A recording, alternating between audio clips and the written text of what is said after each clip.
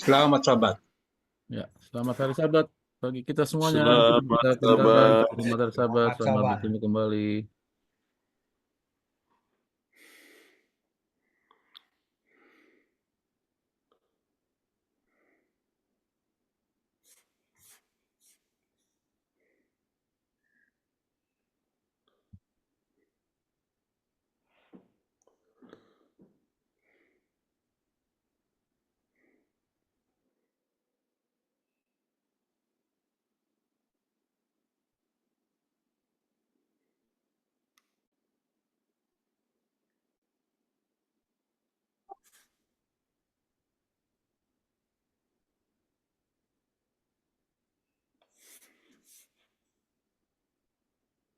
Baik, kita akan mulai 2 menit lagi lah, Pak Pendeta ya. Oke.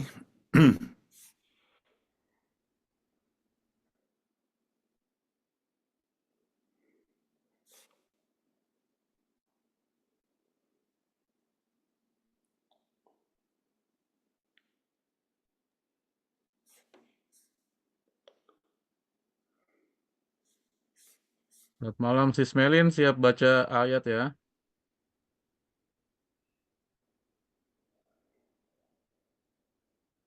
Sis Melin, happy Sabat Day.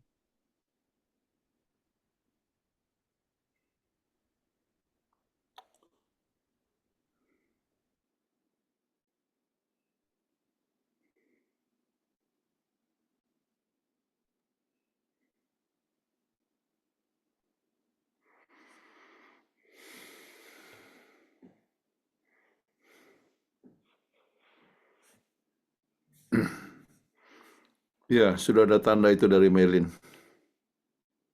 Ya. Baik, 1 menit lagi kita akan segera mulai.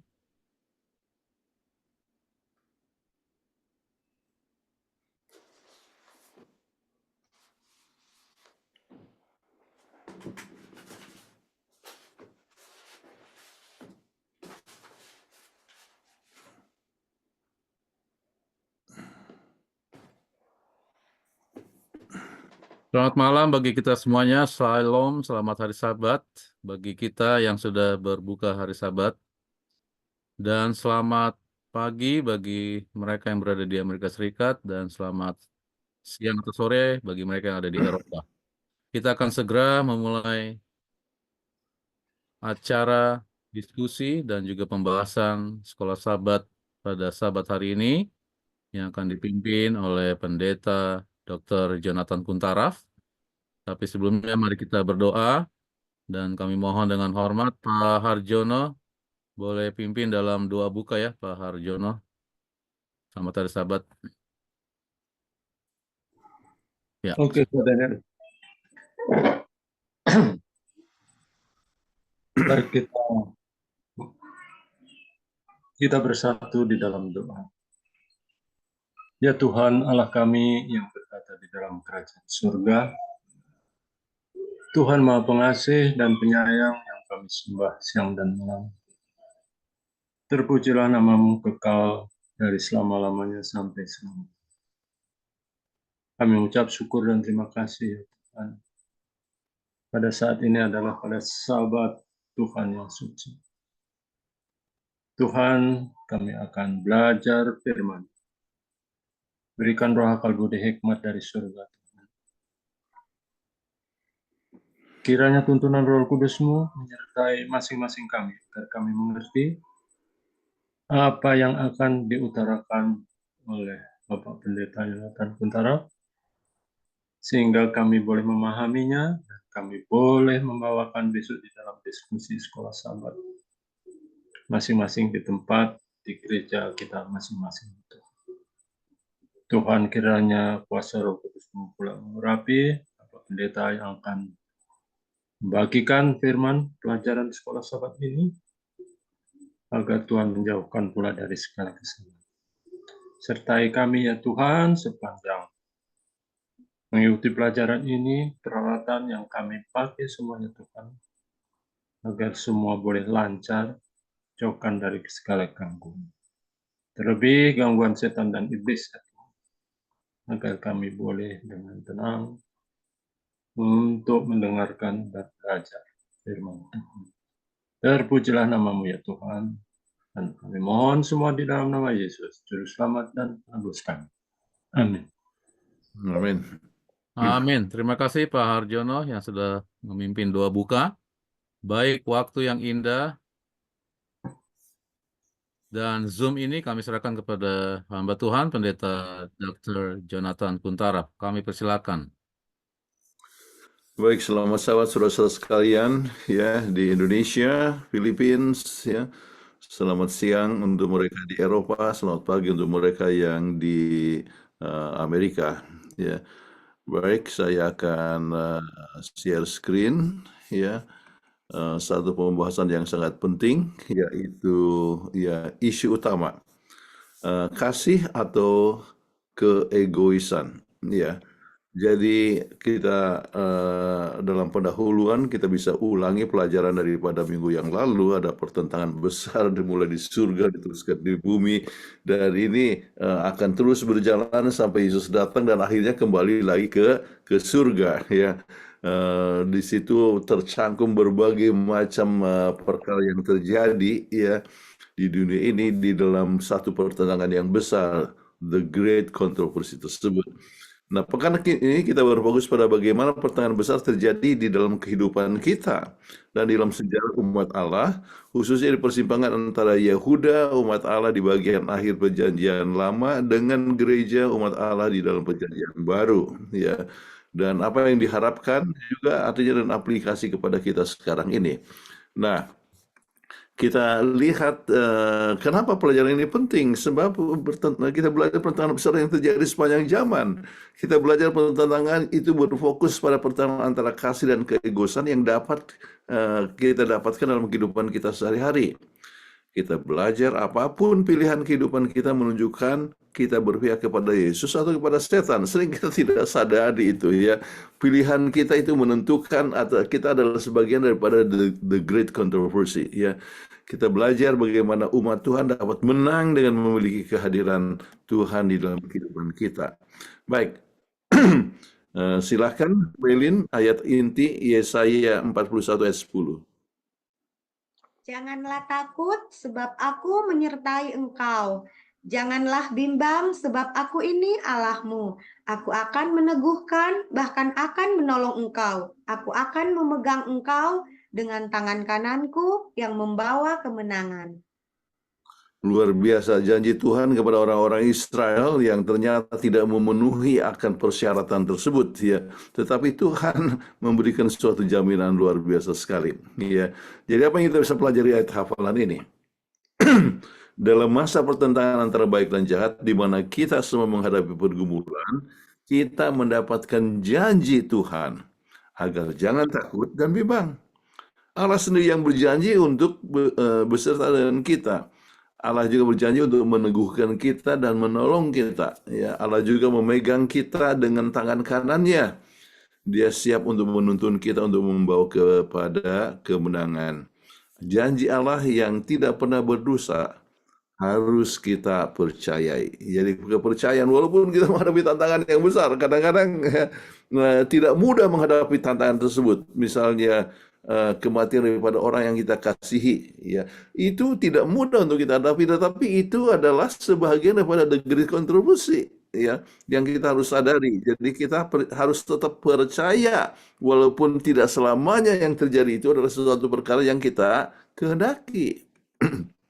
Baik, kita coba bagi ini satu minggu pelajaran dalam dalam 3 bagian penting. Oke, perjanjian kasih Allah yang tak terukur, ya. Kemudian kasih Allah dalam masa sulit dan derita. Kemudian perlunya kita memantulkan kasih Yesus. Oke. Nah, pernyataan kasih Allah yang tidak terukur, ya apa dasar kerajaan Allah? Ya inti daripada seluruh Alkitab adalah cinta dan kebebasan memilih. Mulai dari Tuhan menciptakan langit dan bumi, ya, dan isinya termasuk manusia oleh sebab apa? Cinta. Sebab cinta itu tidak bisa tidak, ya, akan berbagi, dan untuk berbagi maka diciptakanlah langit dan bumi, dan diciptakannya kan manusia untuk apa? Juga membagikan cinta, ya. Tetapi Tuhan itu tidak mau membuat manusia seperti robot, makanya diberikan kebebasan memilih. Kita dapat memilih, ya, dalam langkah hidup kita, ya, apa yang menjadi keputusan kita. Nah, bagaimana kalau kerajaan setan? Wah, keegoisan, ya, mementingkan diri, termasuk dalam rumah tangga atau di mana saja, atau dalam pemerintahan, ya. Kebetulan baru saja pemilu dan masih menunggu ini hasil daripada MK bagaimana, ya. Tetapi kalau orang sudah mengadakan memegang satu kuasa pemerintahan, ya, sering berpikir juga mempunyai pilihan apakah pelayanan, ya, untuk masyarakat, atau mungkin keegoisan, ya.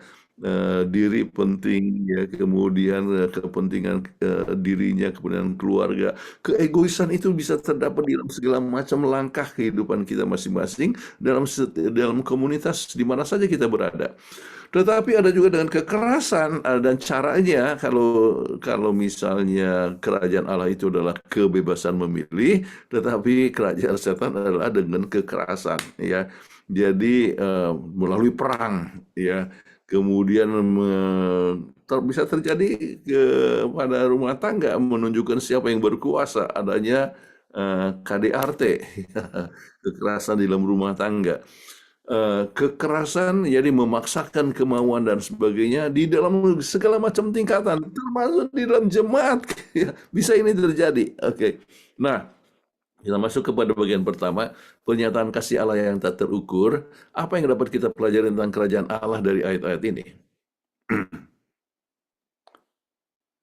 Dan ketika Yesus telah dekat dan melihat kota itu, ia menangisinya. Katanya, "Wahai, betapa baiknya jika pada hari ini juga engkau mengerti apa yang perlu untuk damai sejahteramu. Tetapi sekarang hal itu tersembunyi bagi matamu. Sebab akan datang harinya bahwa musuhmu akan mengelilingi engkau dengan kubu, lalu mengepung engkau dan menghimpit engkau dari segala jurusan. Dan mereka akan membinasakan engkau beserta dengan pendudukmu. Dan pada tembokmu mereka tidak akan membiarkan satu batu pun tinggal terletak di atas batu yang lain, karena engkau tidak mengetahui saat bila mana Allah melawat engkau." Nah, ini hal yang luar biasa sekali, ya. Oleh sebab waktu itu bangunan Ka'bah itu, ya, Bait Allah itu begitu menarik, dia bersinar luar biasa, ya, sangat megah, tetapi Yesus justru mengatakan, ya, ini akan runtuh, ya, dan tidak ada di atas batu yang lain, ya. Tidak ada satu batu pun yang tidak terletak di atas batu yang lain. Ini hal yang luar biasa, sebab Yesus berbicara tentang apa yang akan terjadi 36 tahun kemudian, ya, di mana adanya kejatuhan Yerusalem, ya, melalui Jenderal Titus, ya. Jadi menunjukkan bahwa dalam The Great Controversy akan ada suatu usaha kehancuran. Padahal kan orang senang dengan suasana yang damai, aman, tetapi akan ada satu, ya, kehancuran untuk Yerusalem, ya. Di mana Anda dapat melihat kasih beraksi dalam kehidupan dan pelayanan Yesus, ya. Jadi kita dapatkan pelayanan Yesus semuanya adalah penuh dengan apa? Kasih, ya, dalam menyembuhkan orang, dalam membangkitkan orang, dalam memberikan makan, semuanya adalah kasih, ya. Tetapi apa yang dibuat oleh setan adalah kekerasan. Oke. Nah, sekarang ada pertanyaan di sini, bagaimana kasih Allah dinyatakan dalam nubuatannya mengenai kehancuran Yerusalem, ya. Jadi akan ada kehancuran Yerusalem seperti yang digambarkan di dalam buku Lukas 19 tadi, tetapi tetap ada kasih Allah. Apa yang terdapat? Ya, silakan. "Jadi apabila kamu melihat pembinasa keji berdiri di tempat kudus, menurut firman yang disampaikan oleh Nabi Daniel, para pembaca hendaklah memperhatikannya. Maka orang-orang yang di Yudea haruslah melarikan diri ke pegunungan. Orang yang sedang di peranginan di atas rumah, janganlah ia turun untuk mengambil barang-barang dari rumahnya. Dan orang yang sedang di ladang, janganlah ia kembali untuk mengambil pakaiannya. Celakalah ibu-ibu yang sedang hamil atau yang menyusukan bayi pada masa itu. Berdoalah supaya waktu kamu melarikan diri itu jangan jatuh pada musim dingin dan jangan pada hari Sabat. Jadi Yesus memberikan sesuatu celah di sini, ya. Bagaimana Tuhan akan melindungi mereka yang takut akan Dia, yang percaya kepada Tuhan, ya. Jadi dalam masa, ya, pengepungan tersebut, ya, akan ada sesuatu yang terjadi di mana akan ada orang-orang dapat dilepaskan. Nah, kita lihat di sini. Apa berkat bagi orang-orang Kristen ketika mereka menurut instruksi Yesus mengenai kehancuran Yerusalem? Ya, nah ini kita dapatkan dalam pelajaran kita berkat mengikuti instruksi Tuhan. Belas kasihan, anugerah, pemeliharaan dan pengetahuan Allah dinyatakan dengan jelas dalam peristiwa-peristiwa yang terjadi menjelang kehancuran Yerusalem. Dikisahkan bahwa ini Sestius Gallus dan tentara mengepung kota, ya. Dan dalam satu langkah yang tak terduga ketika serangan mereka nampaknya akan terjadi, mereka mundur. Tentara Yahudi mengejar mereka dan meraih kemenangan besar. Sementara orang-orang Romawi melarikan diri dan orang-orang Yahudi mengejar, orang-orang Kristen di Yerusalem melarikan diri, ya, ke Pela di Peria di seberang sungai Yordan. Ya, dan ini digambarkan, ya, di dalam tulisan Ellen G. White, ya, dalam ini The Great Controversy atau Kemenangan Akhir halaman 28. Tanda yang dijanjikan telah diberikan kepada orang-orang Kristen yang sedang menunggu, dan sekarang suatu kesempatan memberikan kepada mereka kepada semua orang yang mau untuk menurut amaran Yerusalem. Kejadian-kejadian semua dibatalkan, ya, sedemikian rupa sehingga baik orang Yahudi maupun orang Romawi tidak akan menghalangi pengungsian orang Kristen. Jadi secara mendadak mereka mundur dan mereka bisa dapat melarikan diri. Luar biasa sekali, ya. Nah, sekarang kita coba lihat kepada bagian kedua, ya, kasih Allah dalam masa sukar dan sulit, ya, dalam derita. Apa saja kesulitan yang dialami oleh para pengikut Tuhan yang setia baik di masa perjanjian lama maupun perjanjian baru, ya. Silakan Ibrani 11 35 sampai 38.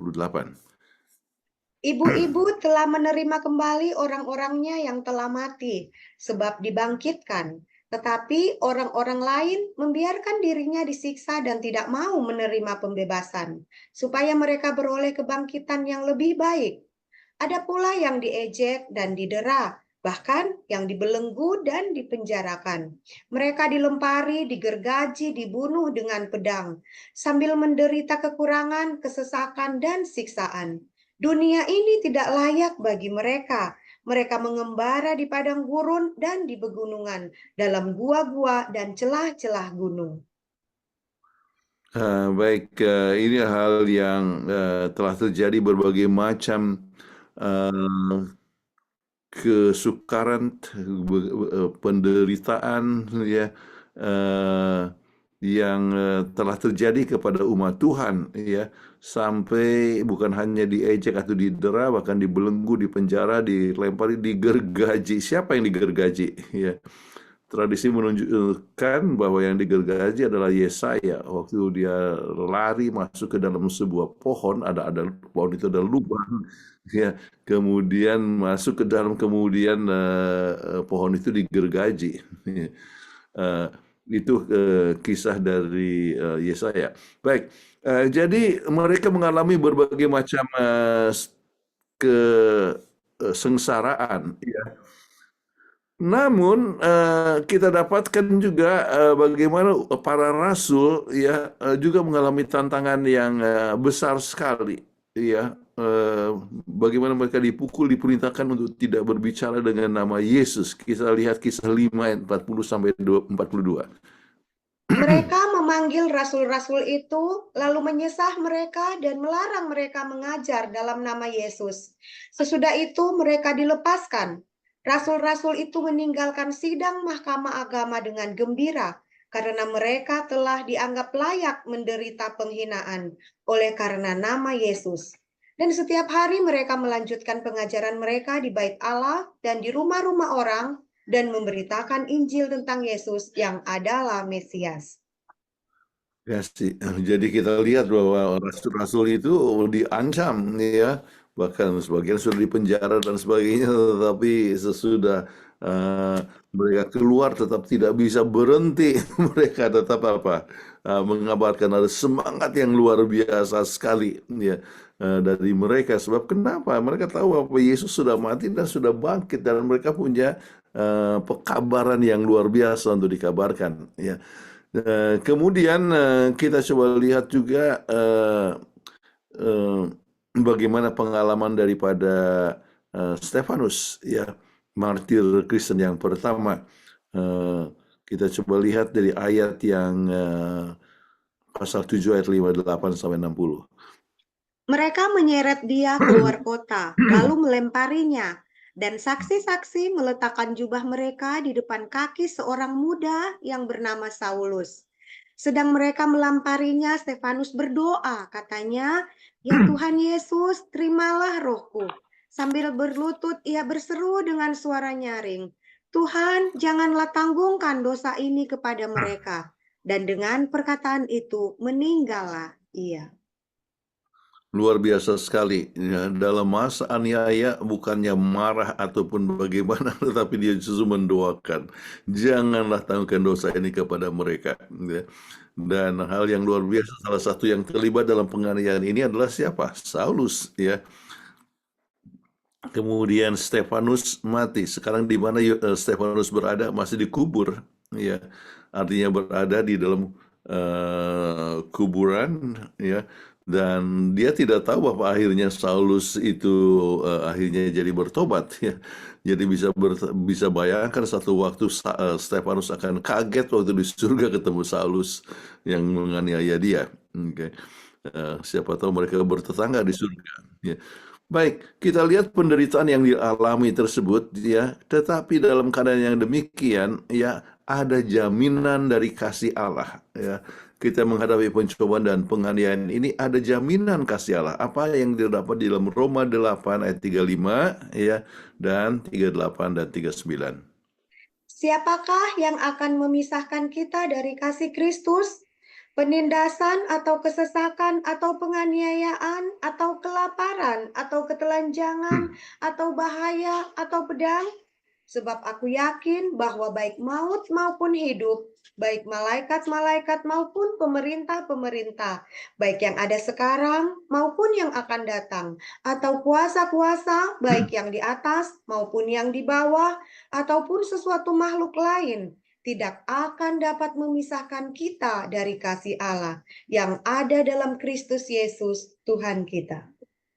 Ini luar biasa sekali ya. Kita lihat sekali bagaimana pertentangan antara benar dan salah, ataupun antara kebaikan dan keburukan, antara Kristus dengan setan. Sementara setan terus berusaha untuk menganiaya ya, membuat berbagai macam kesusahan kepada orang Kristen, tetapi justru kita merasakan kasih Allah.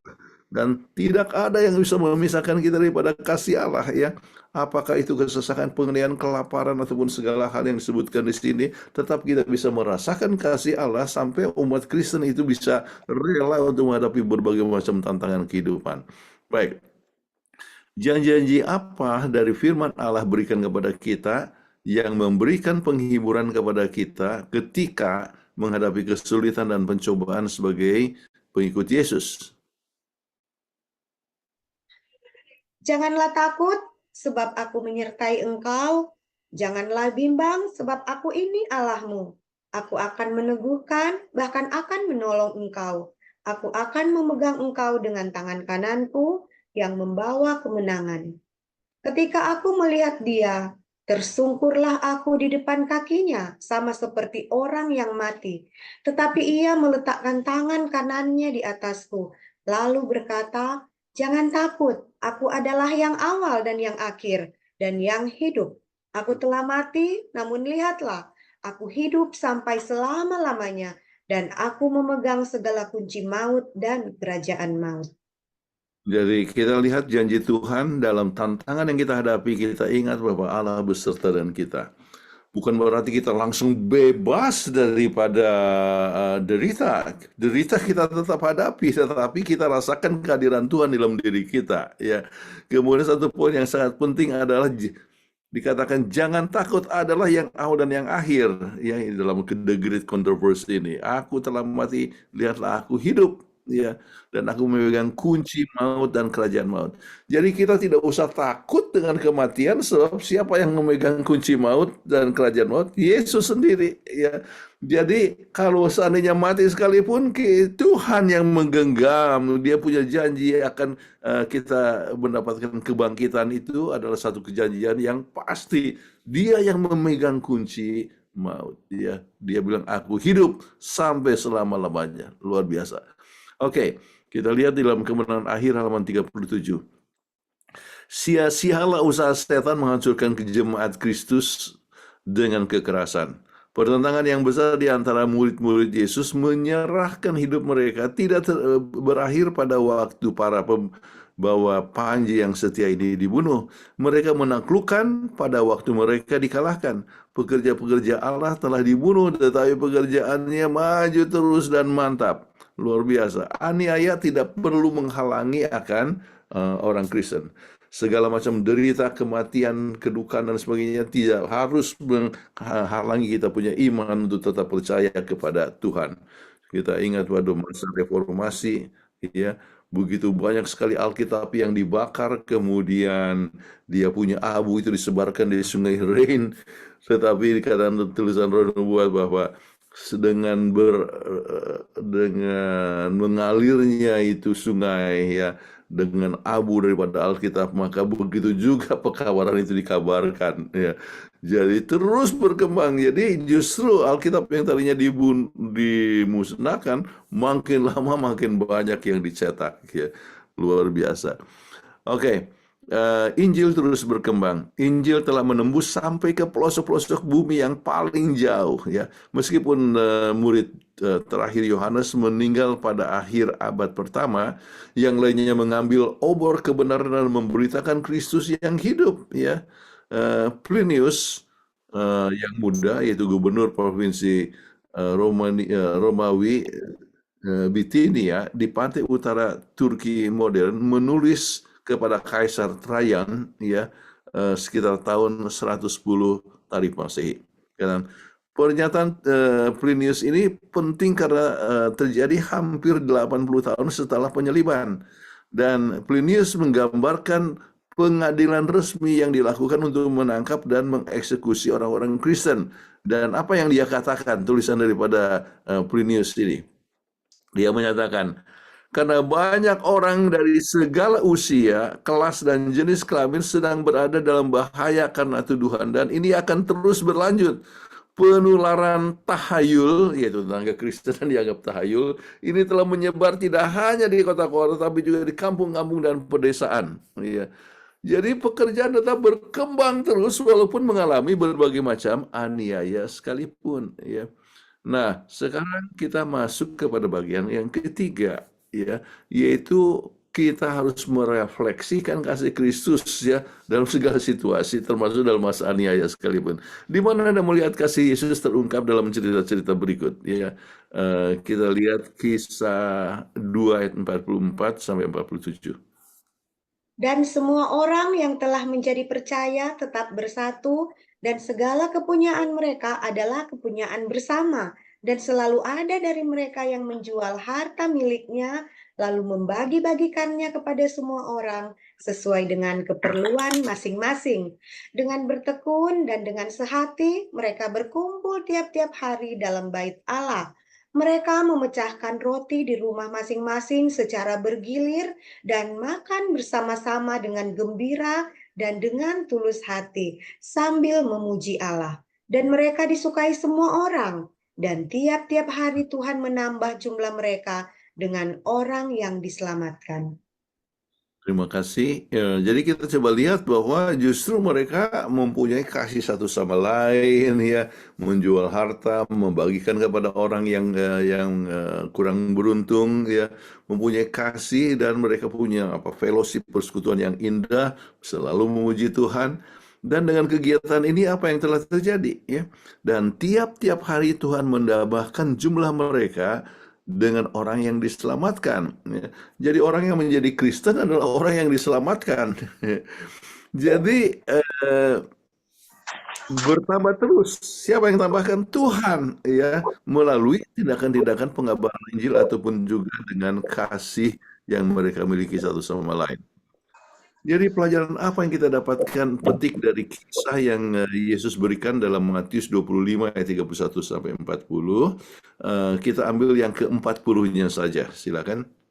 Dan raja itu akan menjawab mereka, "Aku berkata kepadamu, sesungguhnya segala sesuatu yang kamu lakukan untuk salah seorang dari saudaraku yang paling hina ini, kamu telah melakukannya untuk aku." Terima kasih. Jadi kita kembali ada pembagian antara domba dengan kambing. Dikatakan bahwa yang termasuk di dalam kelompok domba adalah yang Yesus katakan segala sesuatu yang kamu buat dia kepada aku, ya. Jadi waktu Yesus di penjara dikatakan dia melawat, kemudian Yesus lapar dikasih makanan, yang Yesus haus, ya, diberikan minuman, ya. Kemudian orang itu bertanya, ya, kapankah kami buat ini? Dan inilah yang dijawab, ya, segala sesuatu yang kamu lakukan kepada salah satu yang terhina dari saudaraku yang paling hina ini, kamu telah lakukannya untuk aku, ya. Jadi jangan segan untuk menolong orang yang minta pertolongan, ya, yang lapar, ya, ataupun juga minta sumbangan dan sebagainya. Sebab apa yang kita buat itu adalah, ya, kita buat untuk Tuhan. Saat yang sama banyak yang beruntung, termasuk Anda sendiri, ya, termasuk kita sendiri. Kalau kita menolong orang, artinya kita sedang membentuk tabiat Yesus, ya. Di samping orang yang ditolong itu bisa jadi hidup, ya. Jangan lupa memberikan makanan itu adalah memberikan kehidupan. Sebab orang kalau tidak dapat makan dia mati. Ya, jadi ini hal yang sangat penting sekali. Oke, baik. Mengapa memperlihatkan kasih satu sama lain merupakan tanda bahwa kita adalah murid Yesus yang sejati? Sebab kita lihat di dalam dalam Yohanes 13 ayat 34 ayat 35, ya, yang mengatakan jelas sekali dengan satu hukum yang baru aku berikan kepadamu, dan dikatakan apa? Ya. Dengan demikian orang lain dapat mengenal bahwa engkau adalah murid-muridku jikalau engkau mengasihi satu sama lain. Ya. Kenapa? Kita lihat 1 Yohanes 4 ayat 19 sampai 21. Kita mengasihi karena Allah lebih dahulu mengasihi kita. Jikalau seorang berkata, "Aku mengasihi Allah," dan ia membenci saudaranya, maka ia adalah pendusta. Karena barang siapa tidak mengasihi saudaranya yang dilihatnya, tidak mungkin mengasihi Allah yang tidak dilihatnya. Dan perintah ini kita terima dari Dia. Barang siapa mengasihi Allah, ia harus juga mengasihi saudaranya. Jadi kita harus mengasihi akan saudara-saudara kita. Oke. Dan kenapa, ya? Sebab Allah lebih dahulu mengasihi kita, ya. Dalam keadaan kita yang berdosa, ya, Tuhan Yesus mengasihi kita. Banyak orang pikir bahwa kita harus baik dulu baru Tuhan mengasihi kita. Tidak. Dalam keadaan kita yang lemah sekalipun Tuhan mengasihi kita. Dia mau supaya kita boleh berkembang dalam kita punya kerohanian. Dan kalau kita mengasihi Tuhan, maka tandanya adalah dengan mengasihi sesama manusia. Oke, baik. Jadi ini adalah peristiwa yang sangat penting dalam menghidupkan Injil. Gereja Kristen mula-mula bertumbuh bukan hanya karena para anggotanya memberitakan Injil, tetapi juga karena mereka menghidupkan Injil. Oke. Orang-orang percaya meneladani pelayanan Yesus Kristus yang berkeliling di seluruh Yudea. Dia mengajar dalam rumah-rumah ibadat dan memberitakan Injil kepada kerajaan Allah serta melenyapkan segala penyakit dan kelemahan di antara bangsa itu. Yesus peduli, sangat peduli kepada orang-orang yang begitu pula kepada gereja Perjanjian Baru. Kasih yang tidak mementingkan diri sendiri dan komitmen untuk memenuhi kebutuhan manusia yang dikombinasikan dengan membagikan kabar baik Injil dalam kuasa Roh Kudus, inilah yang memberikan dampak yang begitu besar pada dunia pada abad-abad awal gereja Kristen. Jadi di dalam waktu yang sangat singkat sekali pergerakan gereja itu berkembang dengan sangat cepat sekali ya. Walaupun tidak ada bangunan-bangunan gereja yang besar, ya, mereka kumpul di rumah-rumah, tetapi perkembangan itu berkembang dengan sangat luar biasa sekali. Ya. Kemudian bagikan apa yang ada cara praktis yang dapat kita lakukan untuk memperlihatkan kasih Allah kepada orang-orang sekitar kita di tengah pertentangan besar antara yang baik dan yang jahat. Ya, ini adalah cara praktis ya. Apakah kita terlibat dalam pelayanan masyarakat, apakah terlibat dalam ADRA, ataukah mungkin kita selalu siap untuk membantu orang yang memerlukan pertolongan kita. Ceritakan saat Anda menyaksikan kasih Yesus dalam tindakan ya. Ya, kami ada Yayasan Advent Peduli Indonesia. Kemudian baru saja kemarin saya tidak tahu, mungkin Ibu Peggy tidak ikut, kurang sehat ya. Kami ada rapat ya. Apa yang terjadi rapat kemarin ya.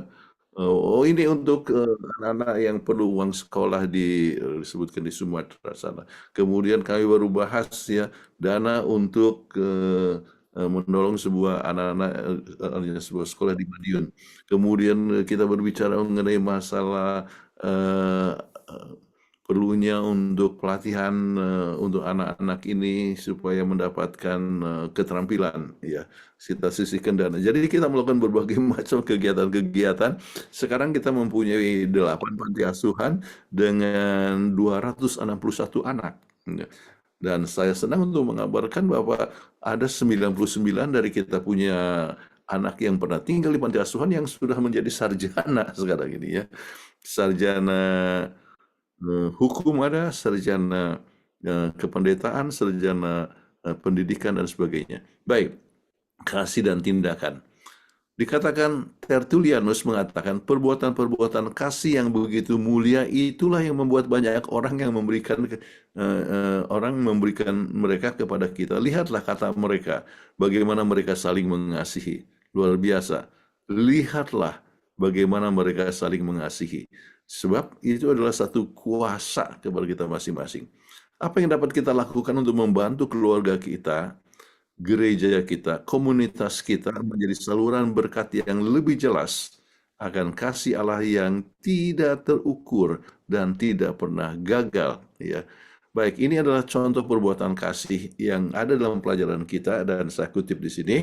Salah satu pernyataan kasih terbesar ditunjukkan ketika 2 wabah penyakit yang menghancurkan melanda abad-abad awal pada tahun 160 dan 265. Orang-orang Kristen melangkah maju dan melayani orang-orang yang sakit dan sekarat. Wabah ini menewaskan puluhan ribu orang, membuat seluruh desa dan kota hampir tidak memiliki penduduk.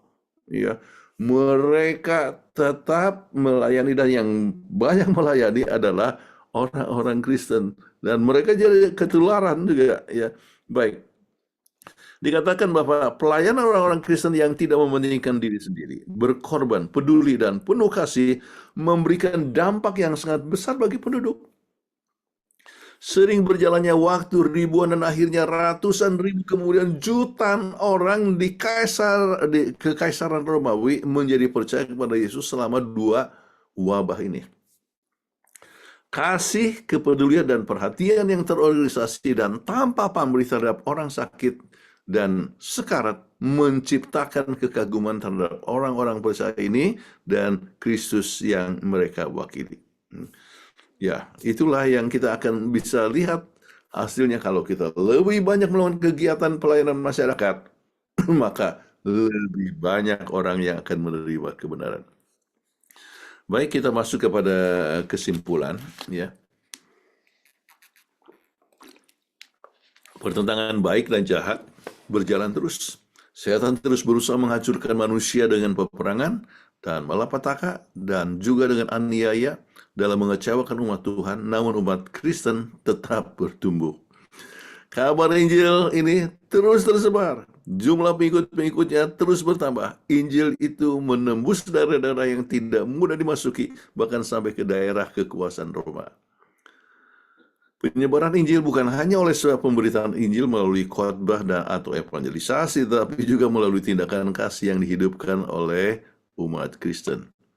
Di balik segala aniaya dan usaha usaha setan yang coba menghancurkan umat Tuhan dan gerejanya, Tuhan tetap kepada janjinya untuk beserta umat Tuhan.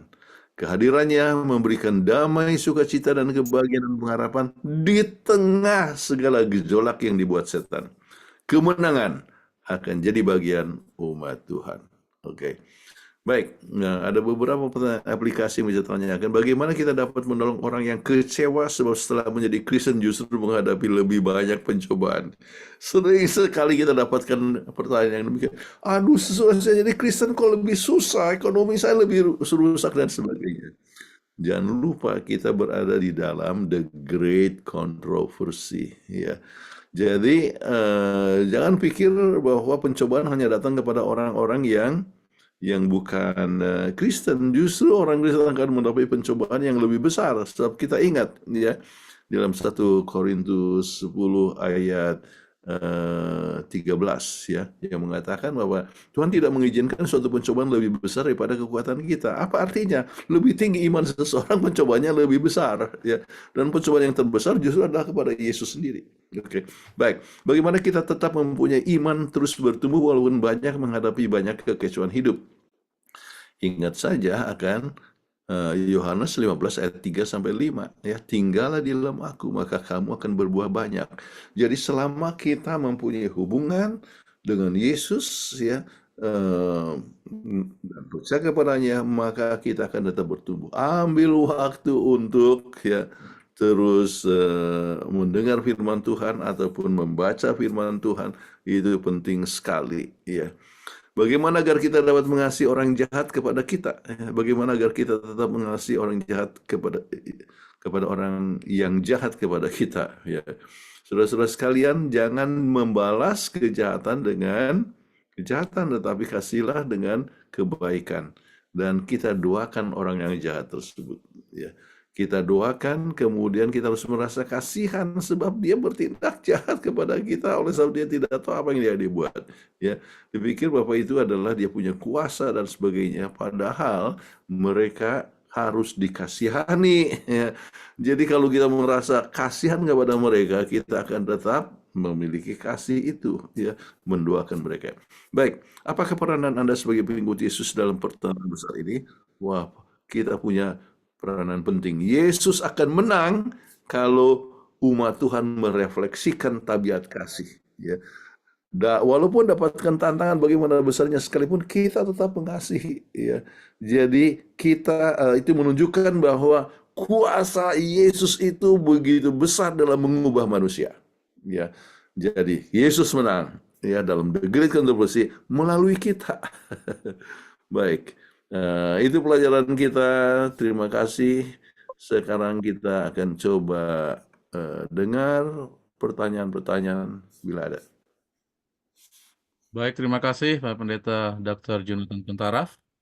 Sekali lagi Bapak Ibu sekalian, saudara-saudara yang berada di Zoom ini, kami persilakan apabila ada pertanyaan, baik secara teks maupun yang mau live pertanyaan secara langsung, silakan klik raise hand. Bagi yang bertanya melalui teks, silakan ketik di ruang teks. Tapi sebelumnya, kami akan menyampaikan teaser dari Coral Channel untuk beberapa hari ke depan. Baik, yang pertama adalah program Wanita dan Pria Kekasih Tuhan besok pagi. Ya, pukul 4.15 bersama saudara Ricky dan Iron Walian dari Amerika Serikat. dan MC Novian Mundung, serta doa syafaat oleh Pendeta James Kursina. Renungan pagi oleh Saudara Wisdom Tampu Bolon. Besok pagi subuh dipersilakan untuk saudara mengikutinya. Yang berikut adalah hari Minggu pagi. Ini adalah Songs of Joy bersama The Seven Singers. Moderator Saudari Beauty Lumintaintang dan MC oleh Saudari Elizabeth Sigarlaki. Hari Minggu jam 8, 14 April. Alamat Zoom-nya sama. Boleh siapkan waktu untuk mengikutinya. Dan juga yang terakhir ada Revelation of Hope. Ini hari Minggu malam bersama Pendeta Dr. Jonathan Kuntaraf. Ya. Jadi dicatat dan lihat di WA masing-masing untuk mencatat dan mengikuti akan acara ini. Terima kasih. Baik, Pak Pendeta, sudah ada pertanyaan dari kolom chat. Ada yang direct message dari Saudara Ferdi, yaitu di hari Sabat sore, Pak Pendeta. Pertanyaannya, pada Sabat petang di bagian kalimat paling bawah, dikatakan bahwa si jahat atau setan telah gagal. Saya bacakan. Apa yang gagal dicapai oleh si jahat melalui penganiayaan, ia berharap untuk mencapainya sekarang ini melalui kompromi. Apa maksudnya, Pak Pendeta? Silakan. Yang dimaksudkan setan mau kalau misalnya orang itu akan dianiaya, maka orang akan apa? Orang akan mundur dari iman, ya. Dipikirkannya dengan aniaya, penderitaan, maka orang akan mundur dalam iman, ya. Itulah yang yang setan coba untuk buat kepada Ayub, ya. Dipikir bahwa kalau Ayub mendapatkan penyakit, kemudian bisul, kemudian hartanya semua dihilang, maka dia akan menyangkalkan Tuhan, ya, dan menolak Tuhan. Tetapi setan gagal. Ternyata tidak begitu, ya. Umat Tuhan justru dengan aniaya justru imannya tambah kuat dan sebagainya, tetap mengabarkan. Nah, oleh sebab gagal melalui aniaya, maka cara setan adalah melalui kompromi, ya. Dan itulah yang telah terjadi. Kita harus lihat dari sejarah, ya. Abad pertama, kedua itu kekristenan mendapatkan aniaya, ya. Itu tetapi pengembangan tetap maju terus berkembang, ya. Sampai pada 200 tahun pertama itu kekristenan sudah mencapai 5 juta, padahal penduduk dunia waktu itu hanya 180 juta. Itu berarti ada satu orang Kristen untuk setiap 36 orang, ya. Jadi pengembangan itu luar biasa. Sekarang, ya, umat Advent ya satu dari sekitar 400 penduduk dunia, ya. Satu orang Advent untuk setiap 420 mungkin. Tetapi, ya, apa yang terjadi pada abad ketiga, kemudian khususnya yang keempat, ya, abad keempat daripada kekristenan, adanya satu kompromi, ya, yaitu oleh sebab Konstantin the Great itu menerima kekristenan, ya, dan ada kisahnya bahwa dalam perjalanan dia melihat salib, dan dengan salib ini engkau akan menang. Jadi melalui kekristenan, tidak bisa melalui kekerasan, tidak bisa melalui aniaya, terus berkembang kekristenan. Maka mulailah merangkul kekristenan, kemudian memasukkan kekafiran. Itulah terjadi sesuatu kompromi. Jadi hari Sabatnya dirubah menjadi hari Minggu, ya. Masuknya patung-patung ke dalam gereja, tradisi-tradisi keduniawian masuk di dalam gereja, ya. Jadi apa yang terjadi, ya? Betul betul kekristenan diterima, tidak mengalami aniaya, tetapi ajarannya terjadi apa? Kompromi, ya. Dan itu yang bisa terjadi sekarang ini di mana kita mengkompromikan akan ajaran-ajaran kita ya dengan tradisi atau kebiasaan dan sebagainya. Itu yang kita harus berhati-hati. Setan sekarang menggunakan sistem kompromi, ya, yaitu kita pikir enggak apa-apa ini, ya, kita harus mengasihi misalnya, ya. Jadi kita tidak perlu khawatir dengan ini. Jadi untuk kebaikan ya enggak apa-apalah, sekali-sekali minum, ya. Untuk persahabatan ya sekali-sekali ya makanan ini ya, yang haram kita makan sebab malu lah di tengah teman-teman. Jadi untuk persahabatan jadi akhirnya apa namanya mulai mengkompromisikan akan ajaran-ajaran dan setan bisa menang dalam mengalahkan kita, jadi iman kita bisa makin lama makin luntur ya. Jadi itu yang dimaksudkan ya, bahwa dengan setan gagal tetapi akhirnya dia menang melalui kompromi, dan itu terjadi dalam sejarah kekristenan abad yang keempat, dan kita sebutkan masa kegelapan itu ya, 1260 tahun itu adalah satu masa kegelapan di mana kekristenan telah mengkompromikan akan ajarannya. Baik, terima kasih. Semoga telah menjawab. Terima kasih sekali lagi. Kita lanjut kepada Ibu Evi Peo di Sulawesi Utara, di Kota Mobagu ya, Ibu Evi. Selamat hari Sahabat Pendeta dan semua yang ada di Zoom ini. Pertanyaannya, waktu Yerusalem mau dihancurkan oleh Jenderal Titus, Tuhan Yesus melarang membuat perjalanan pada hari Sabat. Apakah sekarang ini bisa mengadakan perjalanan pada hari Sabat? Jujur, kami pernah traveling pada hari Sabat, bahkan naik pesawat juga pada hari Sabat. Perjalanan seperti apakah yang tidak boleh dilakukan pada hari Sabat? Yang kedua, sekarang menarik jiwa sangat sulit. Pakai hadiah-hadiah door prize segala macam. Bahkan ada yang sudah dibaptis tapi harapannya tidak sesuai dengan kenyataan dalam gereja, maka langsung mundur. Silakan Pak Pendeta, ada 2 pertanyaan dari Ibu Evi Peo. Oke. Yang dimaksudkan oleh Matius 24 ayat 20, berdoalah supaya jangan terjadi pada hari Sabat, bukan masalah tidak boleh adakan perjalanan, tetapi Tuhan mau supaya hari Sabat itu mereka dapatkan kuduskan dan bukanlah dengan lari-lari menyelamatkan diri ya. Itu menunjukkan bahwa Tuhan Yesus masih memikirkan tentang pemulihan hari Sabat walaupun Yesus sudah mati, dan itu akan terjadi tahun 36 tahun kemudian, supaya hari Sabat tetap dikuduskan, bukanlah waktu untuk lari-lari ya. Nah, kalau soal perjalanan pada hari Sabat, orang-orang Yahudi memang membatasi suatu perjalanan. Ya, kenapa itu adalah hari yang kita harus berbakti dan menguduskan dan sebagainya. Dan kami juga selalu menganjurkan untuk menghindarkan suatu perjalanan yang jauh.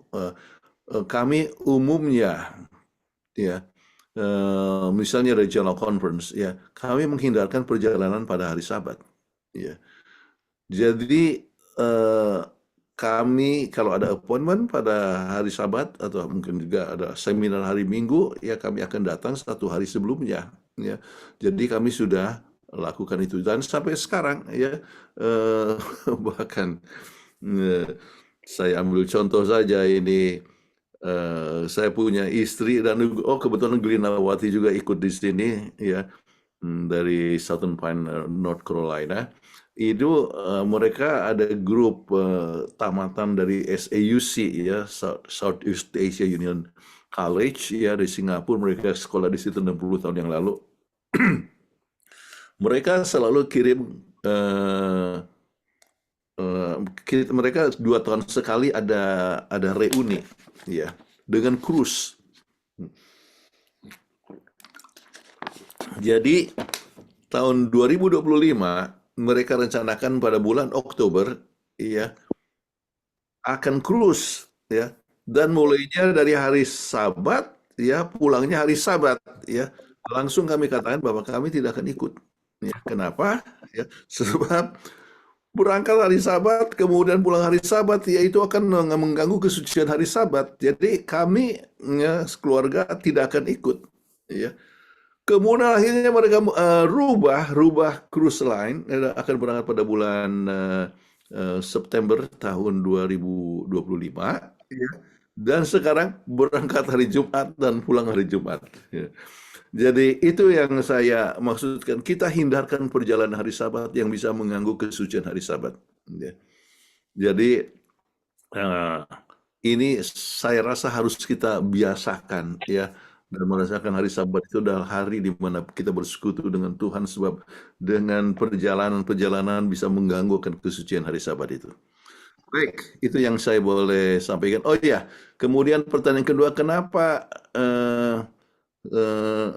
sekarang tarik jiwa sukar banget ya, sudah pakai hadiah door prize dan sebagainya. Saudara-saudara sekalian, saya waktu masuk Advent ya tidak ada door prize. Oh ya, dapatkan hadiah Alkitab mungkin kalau tidak salah, bagi mereka yang selalu hadir. Tetapi saya percaya bahwa ada sesuatu yang perlu lebih berharga daripada door prize ya.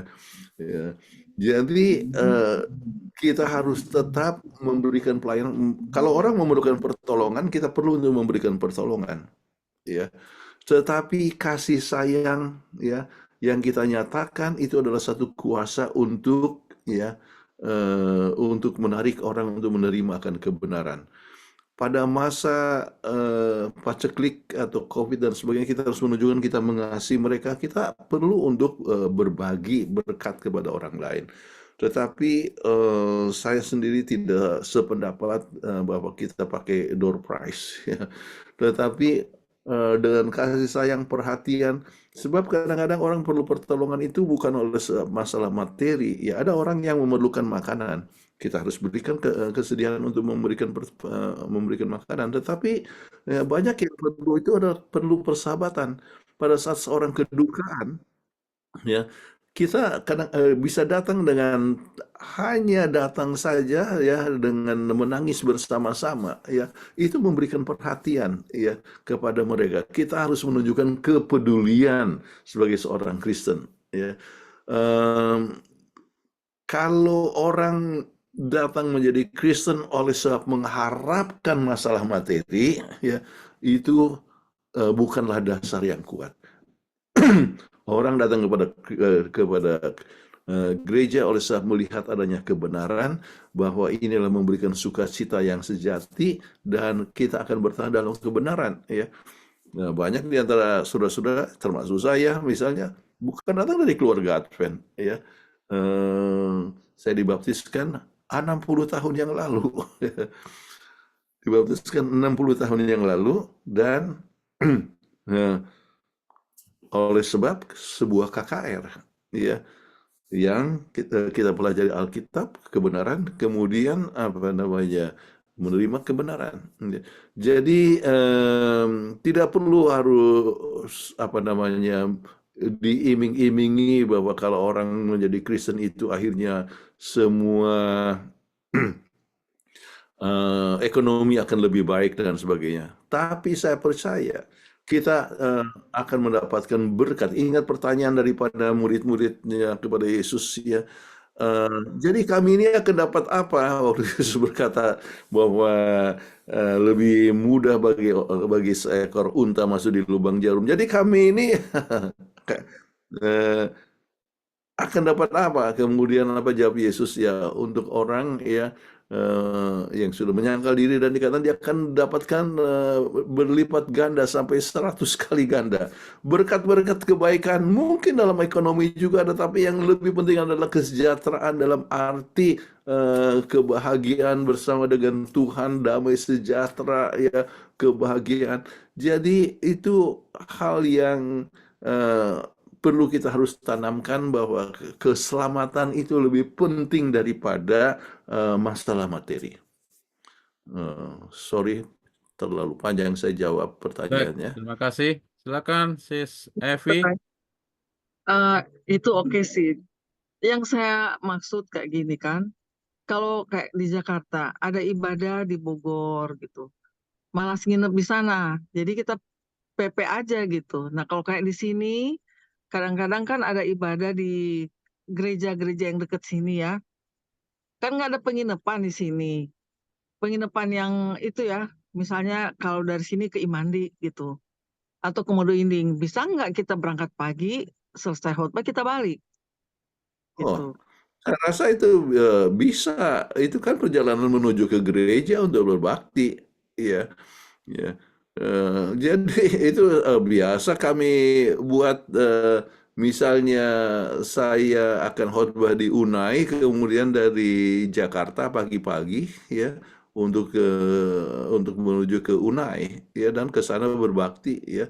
Selama kita ingat bahwa dalam perjalanan, ya, biarlah kita merasakan bahwa itu adalah suatu hari Sabat, ya, bagaimana kita berhubungan dengan Tuhan dan boleh merasakan sukacita, kita boleh bernyanyi dalam perjalanan.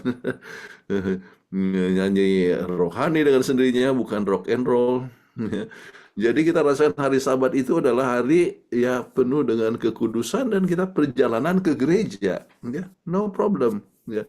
Tetapi kalau ada orang yang sengaja hari Sabat, ya, adakan perjalanan, ya, untuk berlibur, ya, keluar kota, ya, jadi perginya hari Sabat.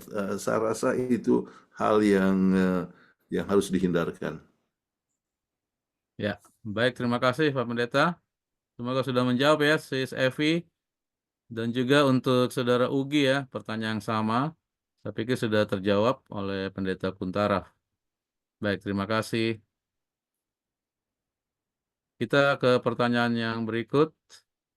Ini ada dari tidak menyebutkan namanya. Ini apabila akan terjadi penganiayaan, apakah masih seperti yang disampaikan umat Tuhan harus lari ke gunung-gunung? Bagaimana dengan kemajuan teknologi yang ada? Bahwa kemanapun kita lari, kita dapat ditemui melalui teknologi yang ada. Kalau memang janji Tuhan akan bersama umatnya, bukankah lebih baik kita tetap di tempat kita, lalu thy will be done. Biarlah kehendakmu yang terjadi.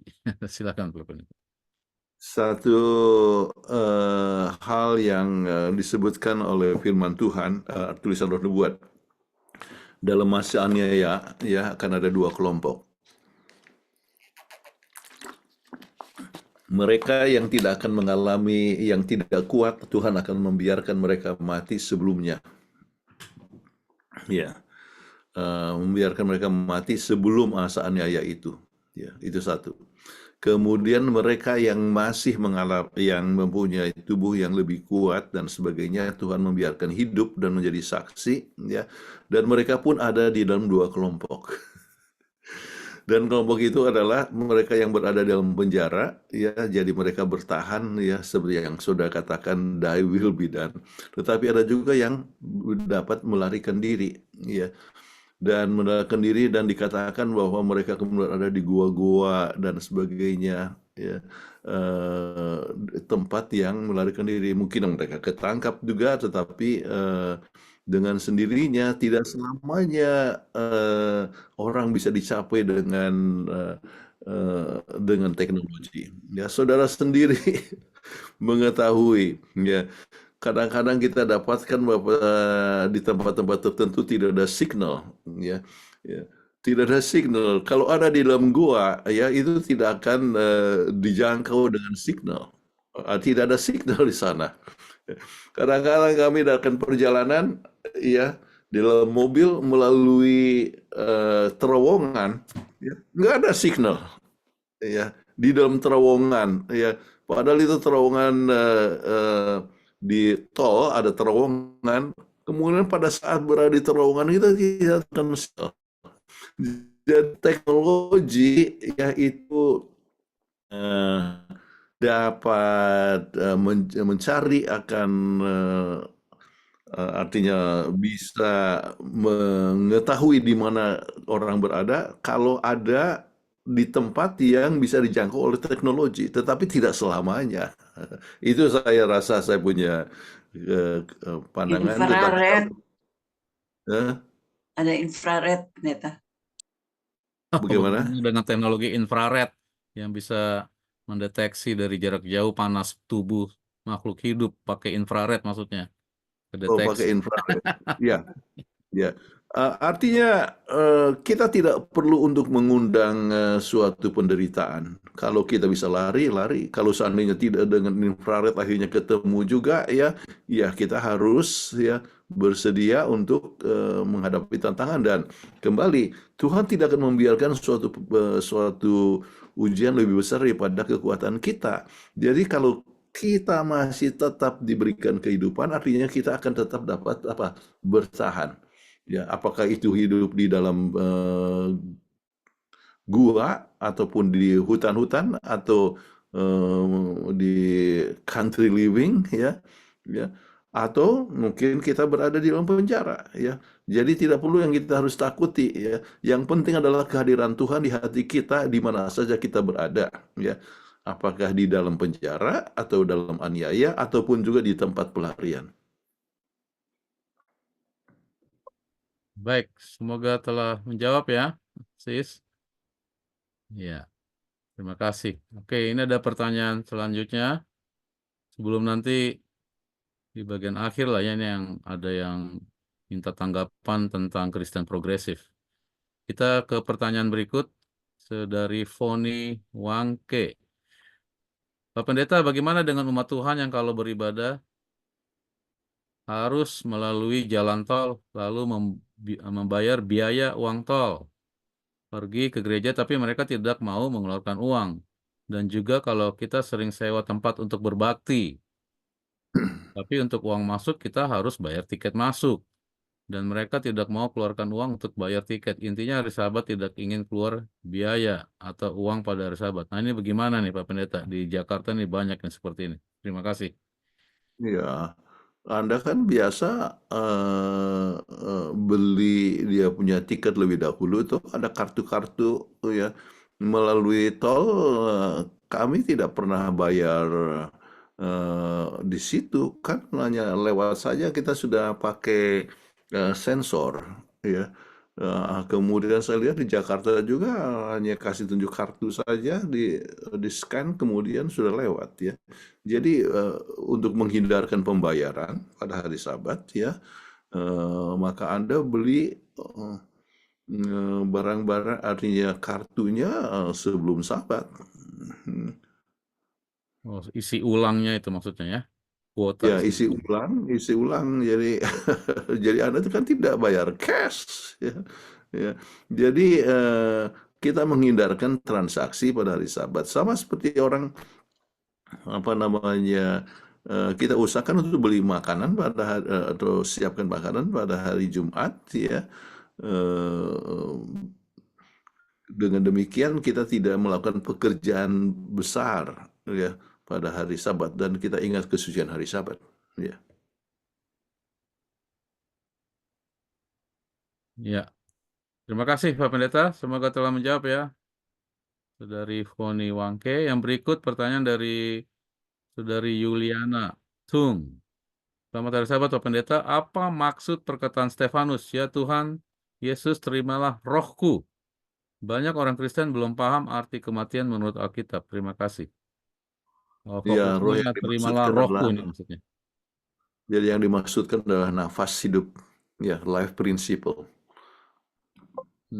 Sebab kan nafas kembali kepada Tuhan. Ya. Jadi ini tidak berbicara mengenai masalah roh yang melayang-layang. Baik, terima kasih Pak Pendeta. Yang berikut ada pertanyaan langsung dari Dr. Vivi Pandoy. Silakan. Dr. Vivi. Ya, makasih. Halo Dr. Vivi, apa kabar? Baik. Selamat Sabat untuk kita semua dan untuk Selamat kita. Sabat. Tadi sudah disinggung mengenai Sabat. Yang ingin saya tanyakan Pak Pendeta, kebetulan yang aku dengar ya, Di Amerika banyak orang hari Sabat itu makan di restoran. Itu gimana kira-kira cara bayarnya? Apa dibayar sebelumnya atau pakai kartu kredit atau cash? Tapi pada dasarnya kira-kira itu gimana? Itu bisa apa enggak? Karena kalau saya pribadi sih, saya menghindar yang gitu, Pak Pendeta. Ya, hindarkan untuk masuk ke restoran pada hari Sabat, ya. Kecuali di dalam suatu perjalanan, ya, di mana tidak ada apa namanya yang mengundang makan.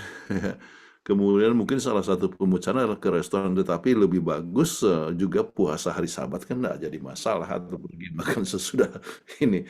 Jadi kami tidak pernah pergi restoran pada hari Sabat. Ya.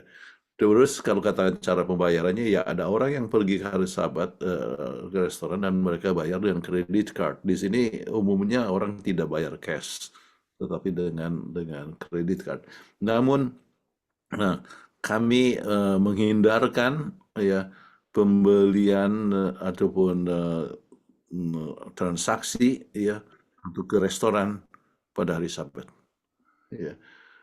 Makanan kita pun umumnya sudah siapkan sebelumnya. Baik, Ada mudah-mudahan lagi, Pak saya pengalaman satu kali ikut seminar di Semarang. Jadi hari Sabtu kan kita nggak ikut seminar, jadi nggak bisa makan di acara. Pulang gereja waktu itu belum ada yang potluck. Aku nginap di rumah sakit Telegorejo. Lapar juga Pak Pendeta, siang-siangnya aku telepon minta diantar makanan, tapi aku bilang kalau boleh nanti dibayar tutup Sabat. Itu kira-kira bisa atau sama aja? Itu gimana Pak Pendeta? bisa aja, tetapi saya rasa kalau ada posisi demikian lebih bagus pada hari Jumat sudah dipesan dan sudah dibayar, jadi tinggal diantar. Oke, makasih ya. Ya, ya. Tidak salah, adakan perjalanan kita sudah siapkan bawa bekal untuk dimakan pada hari Sabat. Oke. Oke. Baik, terima kasih. Itulah sebabnya hari Jumat itu adalah hari persiapan ya Pak Pendeta ya. Ya. Betul. Baik, terima kasih. Ini ada yang terakhir, minta tanggapan dari pendeta tentang yang sekarang sedang viral, yaitu Kristen progresif. Nah, ini bagaimana nih? Umat Tuhan sekarang banyak yang bertanya tentang Kristen progresif. Terus terang saya tidak tahu, sebab itu mungkin beritanya hanya di Indonesia ya. Iya, iya. Saya coba lihat, ada yang dia jawab ini. Kristen progresif keselamatan tidak perlu melalui Yesus. Berbuat baik sudah cukup dan Alkitab harus disesuaikan dengan sikon. Tidak mau lagi ikut peraturan-peraturan dan Alkitab dan udah kayak Sodom lah, jelas-jelas sesat. Oh, jadi begitu. Kalau begitu ini adalah pemikiran daripada kita sebut pasca modern. Ya. Ini postmodern mind. Ya. Jadi kalau postmodern mind ya, pemikiran dari orang-orang pasca modern ya, itu adalah yang penting adalah kebaikan ya, etika, menolong orang dan sebagainya. Jadi tidak ada unsur Yesus di situ dan tidak mau mereka itu terikat kepada suatu misalnya harus beribadah dan sebagainya. Jadi itu adalah tanda daripada postmodern mind. Nah, dalam hal ini ya, bagaimana tanggapan tentang ini ya, itu adalah sama seperti prinsip daripada salvation by work. Keselamatan itu dengan perbuatan. Itu adalah sama dengan kalau lihat daripada tulisan Roh Nubuat. gereja-gereja palsu atau agama palsu adalah agama yang menekankan kepada perbuatan, ya, etika itu lebih penting daripada Tuhan, ya, ataupun lebih penting daripada Yesus Kristus dan sebagainya. Dan kita jangan sampai terlibat kepada kepercayaan yang demikian. Sementara perbuatan itu penting, kita tidak bisa menghasilkan perbuatan kecuali melalui anugerah Tuhan. Oke. Jadi keselamatan adalah anugerah Tuhan, ya. Hidup kita adalah anugerah Tuhan, ya. Itulah sebabnya kita harus menerima anugerah Tuhan, maka anugerah Tuhan yang bekerja dalam diri kita yang menghasilkan perbuatan baik, ya. Sehingga seperti contoh-contoh kegiatan-kegiatan yang dibuat oleh kekristenan, ya, menolong. Kita membuat berbagai macam kegiatan menolong pelayanan masyarakat, bukan supaya mereka itu selamat, tetapi oleh sebab mereka sudah diselamatkan, ya. Jadi mereka ingin untuk membagikan keselamatan juga kepada orang lain dan tetap berbuat baik, ya, semaksimal mungkin yang dapat kita buat. Baik, itu tanggapan saya dengan prinsip Christian progresif, ya, atau sebab ini istilah ini baru untuk saya, tetapi prinsip yang dijelaskan di sini, ya, adalah prinsip daripada postmodern mind, ya. Baik, terima Saya kasih. Pendeta, Silakan, boleh? Ibu Kay, ada tambahan? Saya 2 hari kemarin itu buka reel cerita singkat ya. Terus justru yang khotbah itu pendeta dari denominasi lain. Diangkatlah ini Kristen progresif. Dan dia terangkan, keselamatan tidak perlu melalui Tuhan Yesus katanya. Terus Alkitab harus sesuaikan dengan perkembangan zaman. Intinya mereka nggak mau lagi terikat dengan peraturan-peraturan dalam Alkitab. Ya saya bilang ini jelas-jelas sesat. Ditekankan memang jangan percaya akan ajaran ini karena itu udah jelas-jelas sesat. Saya baru dengar 3 hari yang lalu saya lihat di khotbah real pendeta-pendeta non Advent justru yang khotbahkan. Jadi saya pikir di Amerika sudah ada, taunya baru di Indonesia. Jadi ya mereka jadi juru selamat pribadi kalau saya lihat khotbahnya, dan mereka ya yang mengatur Tuhan lah, bukan Tuhan yang mengatur mereka. Kayaknya begitu deh. Terima kasih. Ya, terima kasih. Jadi mungkin juga ada di Amerika, saya belum search untuk itu, tetapi idenya itu adalah ide yang sudah beberapa tahun terakhir ini, yaitu ide daripada postmodern mind, ya. Pokoknya adalah tindakan, ya, kebaikan dan sebagainya. Dan banyak orang-orang muda yang terpengaruh dengan prinsip ini. Mereka tidak merasa perlu untuk pergi ke gereja, ya, sebab tidak mau diatur, ya, oleh tradisi, tidak mau diatur oleh Alkitab, ya. Tetapi mereka ingin untuk yang penting adalah kita buat kebaikan sama orang lain. Itu sebetulnya sama dengan prinsip daripada New Age, Ya. ya, ya, yaitu New Age dari kelompok Buddha yang menunjukkan yang penting adalah kebajikan. Ya, prinsip itu kebajikan dan tidak ada yang merasa adanya pengampunan, ya. Tidak ada prinsip daripada dosa, ya, dan perlunya juru selamat, ya. Tetapi yang penting adalah kebajikan. Baik, terima kasih. Ya. Ya. Saya pikir itu juga tadi masuk di pertanyaan yang pertama ya, bahwa setan menggunakan cara-cara kompromi ya, bisa saja melalui seperti ini. Baik, terima kasih. Ada pertanyaan yang berikut dari Saudara Jericho, Pak Pendeta. Apa arti dari perkataan Paulus di dalam Roma 1 ayat 16? Kuasa Allah yang menyelamatkan setiap orang percaya. Roma 1 ayat 16. Iya. Ini bukan yang ditanyakan. Adalah tentang kebenaran Allah dari iman kepada iman. Ya.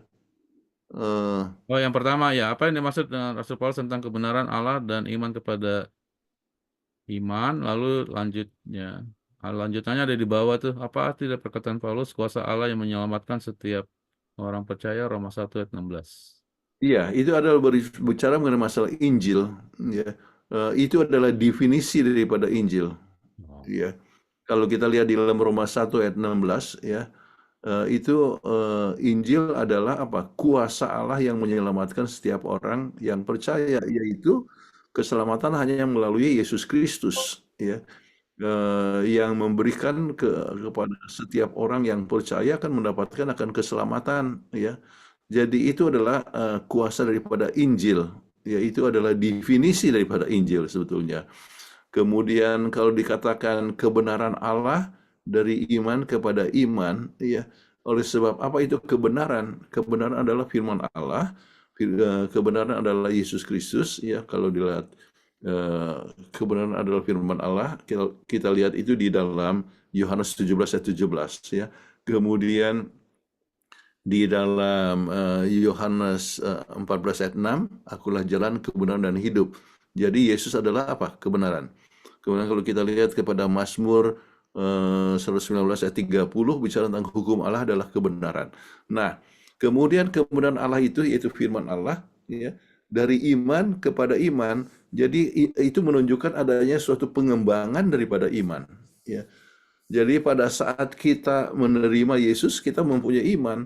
Tetapi iman itu sesudah melalui ujian dan diterangi melalui kebenaran, membaca lebih banyak firman Allah, maka iman itu bertumbuh terus, ya, dari iman kepada iman. Ya, baik. Mudah-mudahan sudah menjawab. Ya, terima kasih. Semoga telah menjawab. Baik, pertanyaan sudah habis. Kami ucapkan terima kasih yang sudah menyampaikan pertanyaan-pertanyaan dan juga yang telah memberikan tambahan-tambahan. Seperti ada Saudara Foxy Gerungan dari Bitung, terima kasih. Dan juga ada kesaksian ya Pak Pendeta, ini ada Pak Badowo, sama-sama dari Naripan dulu, ya, memberikan kesaksian masuk Advent tanpa iming-iming ini maksudnya. Tidak ada tanpa door prize. Ya, puji Tuhan ya. Baik, kita akan tutup pertemuan kita Terima pada kasih kesaksiannya Saudara Badowo. Iya. Itu teman saya 60 tahun lalu. Luar biasa ya. Kita akan reuni ya di Naripan. Wah, kapan tuh Pak Pendeta? Reuni di Naripan 31 Juli. Oh iya. Ya. Kami akan hadir. 31 Juli, kemudian 1 September. Artinya Naripan. Mulai hari Jumat di 31. Hotel Pasundan. 31 Agustus. 30 Agustus. 30 Agustus. Sorry. Ya, saya Juli berangkat. Jadi kebetulan Saud ini anggota panitianya. 31 Agustus ya. 30 Agustus sampai 1 September. Sampai 1 September di Grand Pasundan Hotel.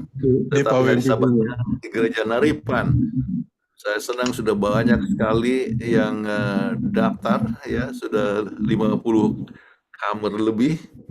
Ya, kemudian kita akan kumpul di Naripan hari Sabatnya, itu pasti akan banyak yang hadir dan banyak orang-orang yang di atas umur 80 tahun juga hadir. Saya sendiri umur 77 waktu itu. Ya, jadi kita akan reuni. Wah, ini masih ada pertanyaan satu lagi nih Pak Pendeta. Sepertinya masih ada waktu sedikit ya. Ini dari Pak Jericho. Sebelum adanya Tritunggal, apakah Yesus termasuk pejuang tauhid? Mengapa ketika Yesus berseru Eloi di bagian bawah tuh dia ada sambungan? Mengapa ketika Yesus berseru Eloi Eloi sama lama sabatani, beberapa orang situ mengira bahwa Yesus memanggil Elia, padahal jelas dalam bahasa sehari-hari mereka, bahasa Aram, Eli Eli berarti Allahku. Oke. Kembali sebelum adanya Tritunggal, saya rasa Tritunggal selamanya ada dari masa sebelum penciptaan, ya. Jadi sebelum ciptaan dunia kita bahkan waktu diciptakan dunia ini juga ada roh Allah, kemudian ada firman Allah, ya. Jadi itu adalah satu gabungan yang artinya Tritunggal, yang merupakan satu misteri yang kita tidak artinya yang kita bisa lihat prinsip dalam Alkitab. Kata Tritunggal tidak ada dalam Alkitab, Ya. ya. Tetapi ya prinsip Tritunggal sangat jelas sekali kalau kita belajar Alkitab, ya. Kalau baca kepada Kejadian 1, apakah atau juga 1 Yohanes 1:1-3 ya, atau sampai 14, kita dapatkan itu prinsip daripada Tritunggal dengan sangat jelas sekali, ya. Kemudian Ini tentang itu Eli lama Sabatani. Sabatani, ya, namanya orang bicara, ya, kadang-kadang orang pikir apa, dipikir kedengarannya begitu ada Eli, ya, langsung dia memanggil Elia, ya. Jadi pendengaran seseorang, ya, pada saat itu, ya, maka bisa menimbulkan apa namanya kesalahpengertian, ya. Ya, semoga telah menjawab ya. Terima kasih. Sekali lagi kami ucapkan terima kasih kepada Bapak Ibu, saudara-saudara yang sudah berpartisipasi dalam ruang tanya jawab.